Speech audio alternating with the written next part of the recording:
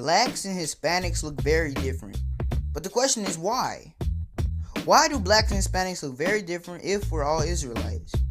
See, I've been in this truth now for a year, and I've always been asking this question. So then I did some research. I found this dude on YouTube. He said, it's because Hispanics are not Israelites. He gave some real good details. He backed it up a lot. I believed it for about a month and a half. Then I had a revelation.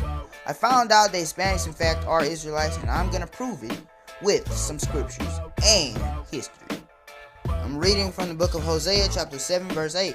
Ephraim, he hath mixed himself among the people. Ephraim is a cake not turned.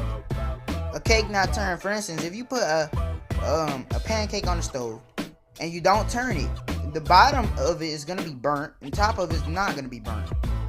So that really means that some of them are dark and some of them are light. I know that sounds pretty ridiculous, but that's what it means. A lot of people say, oh no, that doesn't mean that at all. That's too ridiculous. That's too straight up. No, that's not right. It means that some of them are spiritual and some of them are not. Answer me this question then, those people. Can a cake be spiritual? Does a cake represent spirituality? No, they do not, because cakes have nothing to do with spirituality. That's talking about being dark and being light. I know it sounds ridiculous, but that's exactly what it means. So now I'm reading from 2nd Esdras chapter 13 verse 40 in the Apocrypha. Those are the 10 tribes which were carried away prisoners out of their own land in the time of Hosea the king, whom Salmanassar the king of Assyria led away captive.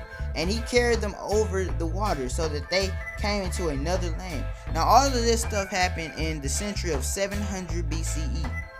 Okay? So they got led out of their own land, which is Jerusalem.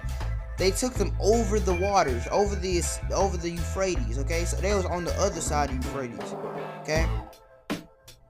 Verse 41. But they took this counsel amongst themselves that they would leave the multitude of the heathen and go forth into a further country where never mankind dwelt. So we know that the whole eastern hemisphere was occupied. What about the western hemisphere though? It was not, okay? It's being first occupied in the year 700 BCE, in the century 700 BCE, okay? Verse 42. That they might there keep their statutes, which they have not kept in their own land. Because the Native Americans, they wear fringes, they avoid pork, they don't do all their statutes, they shave off their beards, they pluck it out, stuff like that. But they do a remnant of it. The Mexicans, they eat a type of unleavened bread, but they call it tortillas, but it's really just unleavened bread, okay? Verse 43. And they entered into the Euphrates by the narrow places of the river. So they was already on this other side of the Euphrates, but then they went back. They entered into the narrow parts of the river, where the river first starts. The river flows this way toward the Indian Ocean, okay? They entered into that. Let's keep reading. Verse 44. For then the Most High showed signs for them, because they used the stars and stuff. And they held still the flood. God held still the flood. He held still the ocean, because they was already out of the river at that time. He held still the ocean so that they can get to their proper destination. Okay? And held still the flood until they were passed over. For through that country there was a great way to go, namely of a year and a half. So that'll tell you straight up, this was a long, long journey. It took a year and a half to get there. That's a long journey, okay? And the same region is called Arsareth, okay? So that region that they're in is called Arsareth. That's America, which is called America today, okay? By a man named Amerigo Vespucci. Now I'm going to read that verse one more time. Verse 45. For through that country there was a great way to go, namely of a year and a half. So this had to be a long journey. A year and a half. Just imagine a journey that takes a whole year and a half of a year. And the same region is called Arsareth, okay? So when did the northern kingdom start mixing? During the Assyrian captivity. They started mixing in with the Persians and with the Assyrians. Both the Persians and the Assyrians look alike. First they started mixing with the Persians, and then they started mixing with the Assyrians, okay? This is what a Persian looks like. This this is what a Mexican looks like. I'm gonna just use these two as an example. Okay, look at their nose. They're almost exactly alike. Why? Because they've been mixing with them. See, look at this part of the nose. See how it curves down? Look at his. See how it curves down?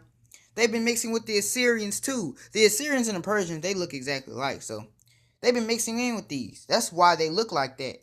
Because they have mixed themselves among the people. Now let's deal with the Native Americans, the Gad and Reuben. Let's deal with them now. They look pretty different too, right? But the reality behind this is not all Native Americans look like this. Some of them look like this, okay? This is not really that good of a picture. But you can tell that she has big lips, kind of bushy hair, dark skin. She looks exactly like a Negro. The a lot of Negroes in America are actually indigenous to America. Not all of us are Judah. Not all Negroes are Judah. Okay, some of them are actually indigenous and Native Americans to America. And a lot of Negroes of America, they know they're Indians. They know that they're indigenous. Okay. Then where did we get this from? Not all of the Native Americans even look like this. To be real, most of them look like this. Most of them were very Negroid with big giant lips, a broad nose, dark skin, and kinky hair. Only a few of them look like this, but they don't never show you this on TV because they just won't, really. But let's see where these came from, okay? Now, I know a lot of y'all debunk this, but this is actual history. Some Mongolians came through the Bering Straits, entered into the America. This is what a Mongolian looks like. These are actually not Asians. These are Japheth. Okay, I'm gonna prove with the Bible. This is the